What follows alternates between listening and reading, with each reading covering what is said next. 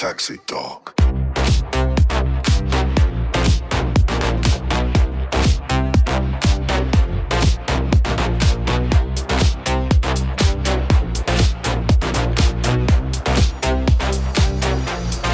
Taxi Talk. Hello and welcome to a special edition of Taxi Talk. I'm David Hunter and this is Jodie. Absolute pleasure for you to come and join us today. We're actually at PHTM here in Milton Keynes, the annual expo where the whole trade unites and we can discuss the future of the industry, see the latest technology, have a few beers and score ourselves a massive hangover for day two. On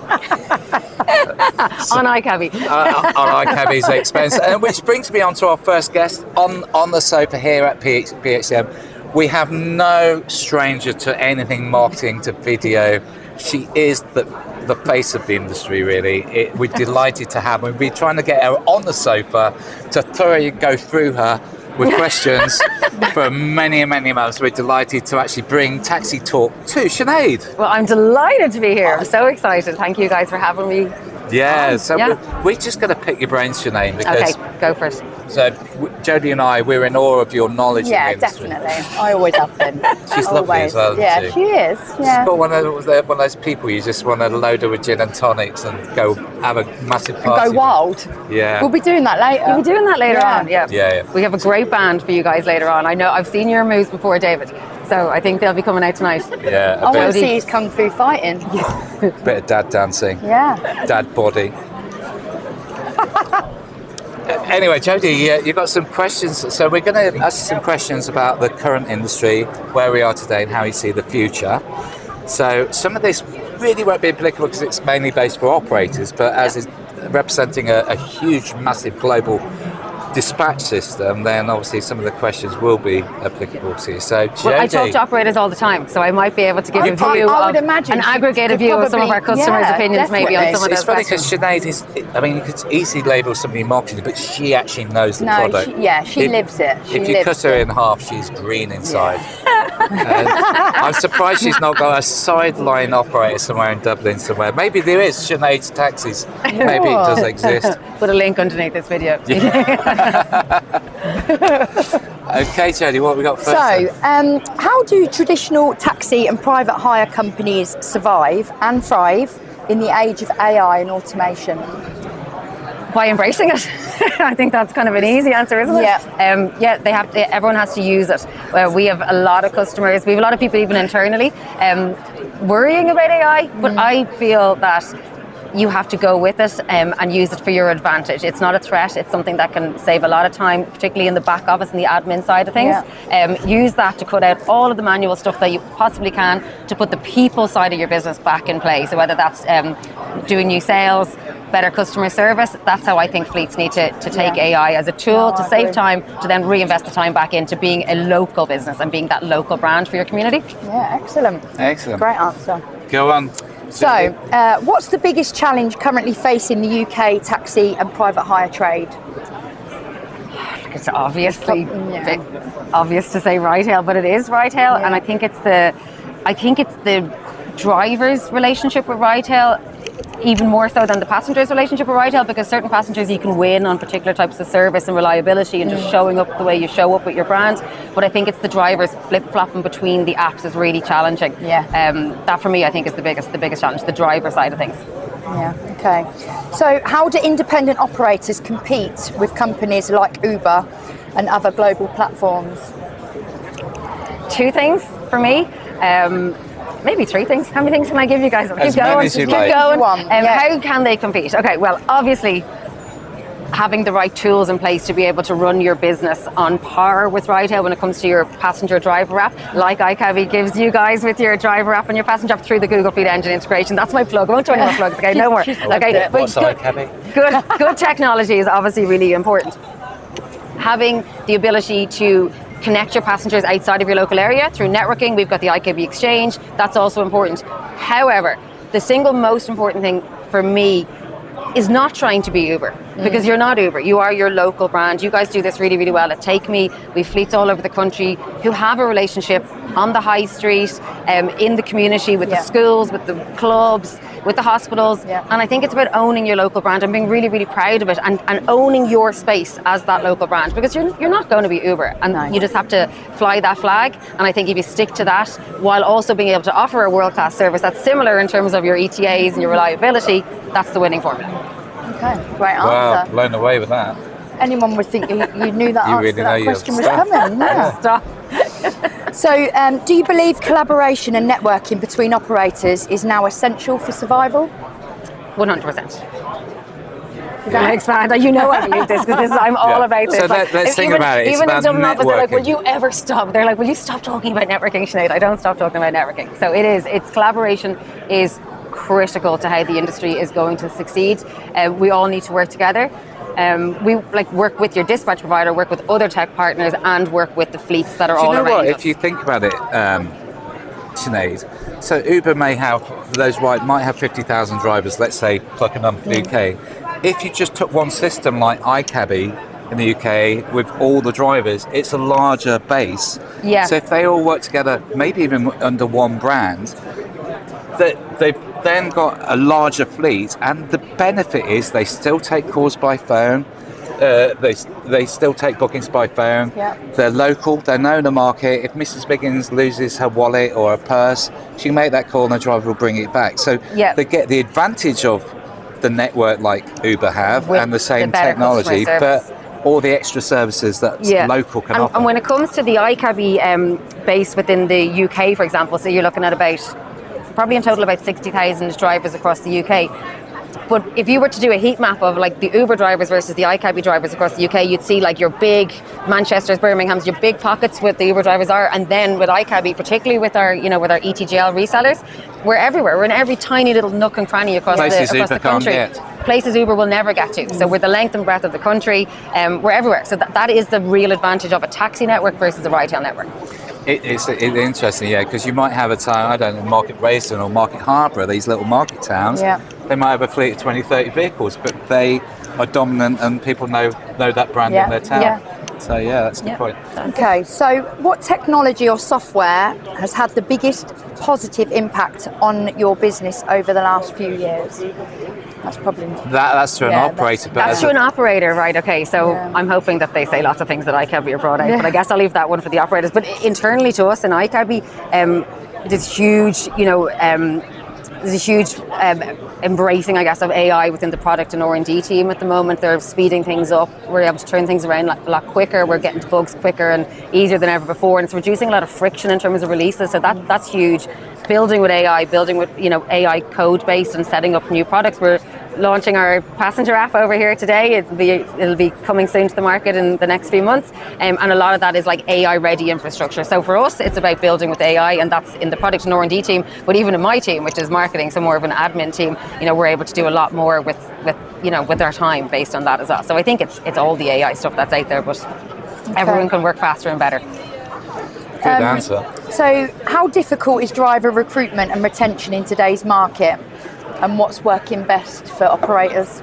I think that's a question for you, Jodie, because this is your area, isn't it? This is what you do on a day-to-day basis. So how are you finding it? Going back to what you were saying, where they flip from operator to operator, I think that's the biggest challenge. The loyalty that we used to have years ago, where a driver would just stick to one operator and they'd live and breathe that operator, that seems to have kind of diminished a little bit. And I think for us, my plan will be trying to instill a little bit more confidence and getting that loyalty back from them. But we'll see. We'll see how it goes. Because they're a Jodie really second knows customer. her shit on this, don't you, Yeah, Jodie? I do. Yeah. But they're another customer, right? So like building that they driver are loyalty, our and what you guys are doing with your loyalty program and stuff like that. I've always maintained that the driver is our customer. It's not. Yeah, it's they're not a the revenue customer. generator, so you have two They streams. You are have our the customer direct. and the driver. Yeah. And a lot of us forgot that pre-COVID. We were treating drivers, let's automate it so we don't have to see them. Let lock payments the doors, in. If they've got a query, they can email in. Yeah. So we lost that human relationship. Whereas I think after COVID, when there was a driver shortage, we said, hang on a minute, we've been fools here. Yeah. The driver is the customer as well. We're offering them a platform, and it's a competing platform. So we have to now go the extra mile with the driver. And that's what gives us our edge. Like an Uber driver, they don't have the open door policies that all of the local sites that we have. And you see that offer. when they're vetting off through groups on Yeah. Facebook and things. Yeah. They've got You know, nowhere they to get get- answers from. get nothing from And sometimes that. they just need to like be able to unload it Absolutely, and unpack it yeah. for someone. Yeah. But you know, like I was saying, like the drivers are flip-flopping. As an industry, we've been a bit guilty of like flip-flopping ourselves, because Yeah. one year everyone's like, I need more demand, it's all about the passenger. And then another year we're all like, supply, I Yeah. need to focus on driver recruitment. It's always, It's funny, that it's about middle the ground, operator isn't having it? the It is balance trying to- between yeah. the two. It is a chicken and egg situation, Yeah, yeah. because without work you don't have drivers, but without drivers you don't have the work. So it's always a continued battle to get that It is, equilibrium. but I also think as well, a lot of the drivers, they want to know when it's busy. They want to know what, you know, when a lot of mine, I do my onboarding, a lot of the time they will say, right, when should I come out then? I'm like, well, you can come out when you want. It's, you know, you're your own boss.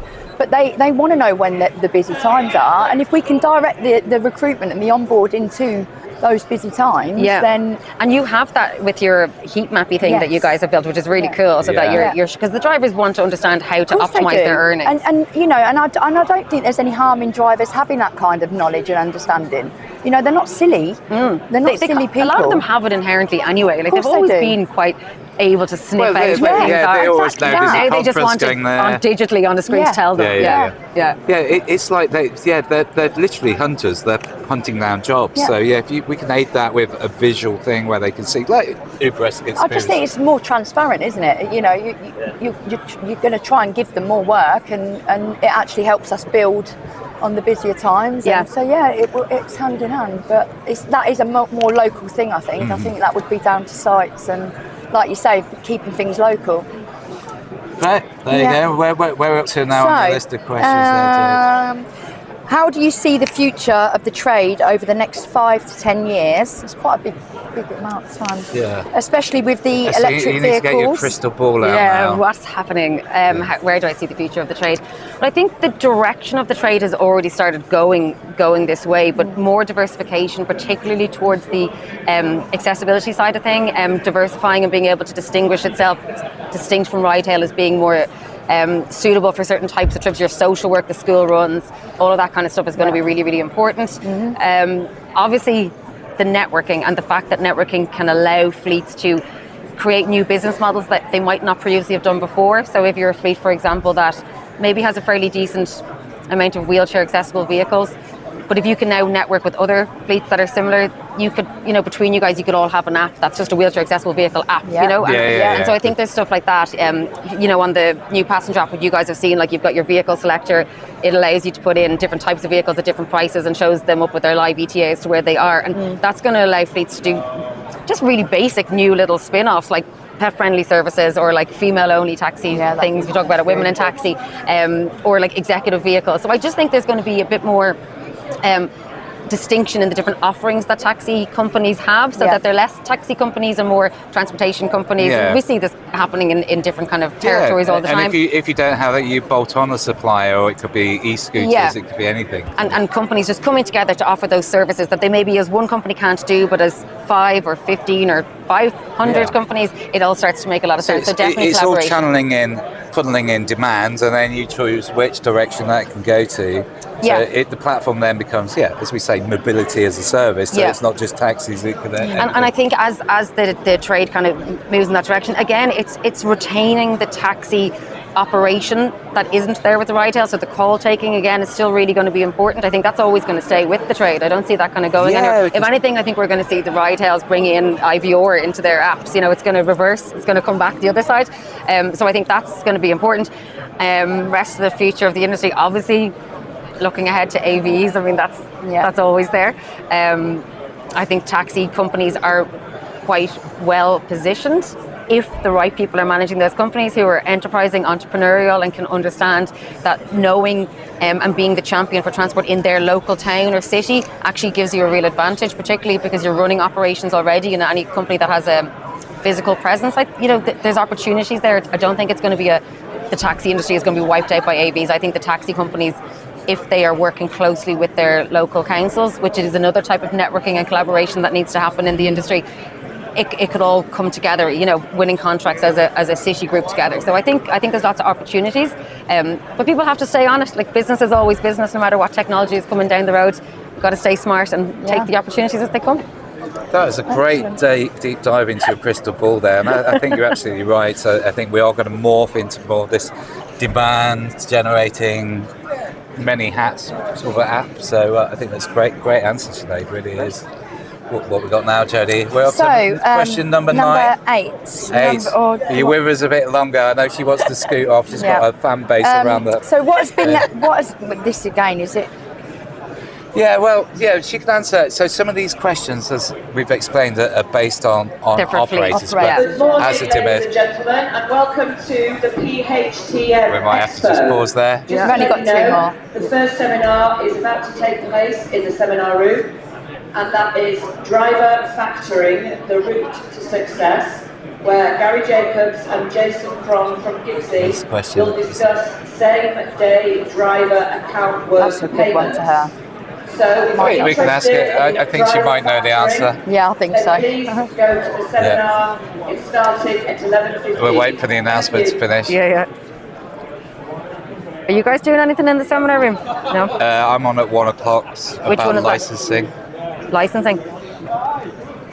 I found out Steve Wright was meant to be doing it, and they put me in there because he couldn't make it. I'm like, He was here yesterday. here. no, he's got to go off to London. He's got okay. a meeting with the Lord Mayor of London this afternoon. Oh, So okay. I was with him last night at the bar. So you're the sub, are you? Yeah, I know Yeah, fuck that's okay. all about licensing. Where's Lisa? Well, she's not here, is she? Okay, so are customers' expectations changing, and how can operators continue to deliver great service in a fast-moving digital world? You guys will know more about this than me. Are customer expectations changing? I think customer expectations are changing relative to which method of booking they use. Yeah. You know, so you've got anyone who's using an app is just obsessed with the ETA, and that's just going to be the game. That's just what's going to win them for you or not. So I think that's absolutely important, and you need to keep up with that. You know, if that's a big part of your bookings coming in, then your app needs to be super slick and smart, and everything needs to be, all the bells and whistles need to be there. So you guys know about that one. And then I guess with the rest of the passengers, are they changing? I mean, can you help the customer to change by, you know, for example, like adapting your regular phone call customers to being happy to use IVR? I think if your IVR is good enough, you probably can actually influence their behaviour. So it's whether they're changing or whether you are actually purposely influencing the change. I think we're giving more educating them, channels. yeah. I mean, we still have Ethel, don't we? Yes, we Who do. likes to call her. Ethel's been a regular, let's say, for 10 years. Yeah. She lives alone. The only person she sees each week is the driver that takes her to the hairdressers or the doctors. Yeah. So people like that, the operator will know Ethel and might, because most operators have a script, a script, don't they? And they're trying to get the call in. But somebody like Ethel, they'll still, how are you, Ethel? And she'll tell about her week, and they'll have that conversations, even though strictly you want to get the call as quick as possible. But that's where we have that channel for Ethel, and actually it does work, because if we don't hear from Ethel, we'll think no one's heard from Ethel. We'll just get a driver to check she's okay, and that kind of community work happens all the time within smaller taxis. We were just down in with Cross Streets with Sonia down in Cross Streets, and she had the exact same story. Her and her mum and dad were telling us a couple of stories exactly like that they hadn't heard from this lady. Very unusual, same booking, same day every time, went to check, needed help. And like you actually hear it a lot. So I think that's that fourth emergency services, or the taxi industry being that silent service around the community, and that's so important. That's what I'm always talking about when I say this, love local taxi and private hire, because it is a community service. It's a business, but it is there to put its arms around the community, get everyone around. Local firm will support local events, whether it be the football team, the carnival, which you're doing in a few weeks' time. Festivals. You don't get that from a faceless organisation. No. You know, part of the, local is focal, love your community, and that I think people, once that's gone, people will miss that. So I think people need to, the customers love that, and we should market that out of that, because I think that's one of our USPs. It's totally a USP, and the thing when it comes to marketing is that it's not a one-time thing. You got to keep doing it. You know what I mean? You got to keep turning the wheel on it. So constantly reminding everybody in the community of what you're doing and taking part and participating, never missing an opportunity to be there when there's a big event. It's so important. And obviously we have Love Local Taxi and Private Hire is back this year. Last year we did 2 days. We're doing a full awareness week this year from the 6th of July to the 13th of July. So we're asking all of our fleets, iCabbi fleets, but actually any fleet, it doesn't have to be an iCabbi fleet at all, to throw their doors open, have a community event, sign up to our form. You're We'll coming send you a to pack. the Wellingborough Carnival. Yeah, that's a good event because there's a carnival, so there's already a party going on There there. you go. Yeah. And that's actually a really good thing to do. If an event locally falls into that time frame, Yeah, just it bring your does. Love Local thing to that. Is that when it's on? Yeah, Amazing. 6th of July. So is there going to be like carnival rides and everything else? So we do the whole like carnival parade around the town centre. Oh, amazing. Yeah, and then we end up at That's they call actually it on a party in the G-string on the park. back of a lorry. They call it party in the So park. you can which is- flash to that clip. Yeah. So there it is, finally being aired. Yeah, so there you go. Sorted. Excellent. Was that last? Oh, you got one more, haven't One you? more question, and then we'll let you Attention go. please, the last call for the driver factoring seminar taking place in the seminar room now. Thank you. Maybe we'll do that bit So again, if Jake. you could Hold on, we'll check- do it because she came over the top of us. Okay. So we're on the last question Yeah, now. last then, question. yeah. Oh, yeah. What? Sorry. And what's then we this will one let you go. Yeah. Right, so if you could change one thing, just one, about the industry, whether it's regulations, licensing, technology, public perception, what would you change and why? Well, I'm not an expert on licensing like David here is.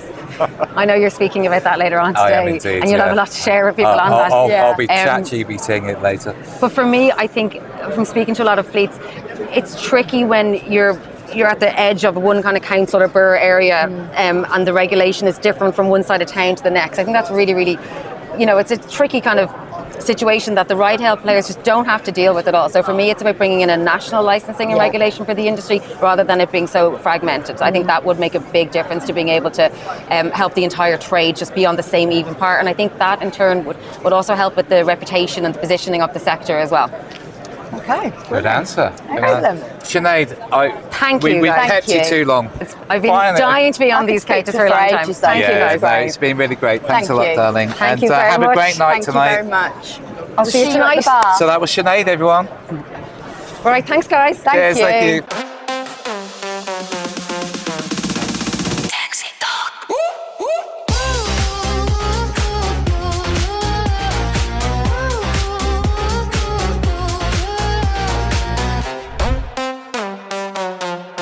Taxi talk.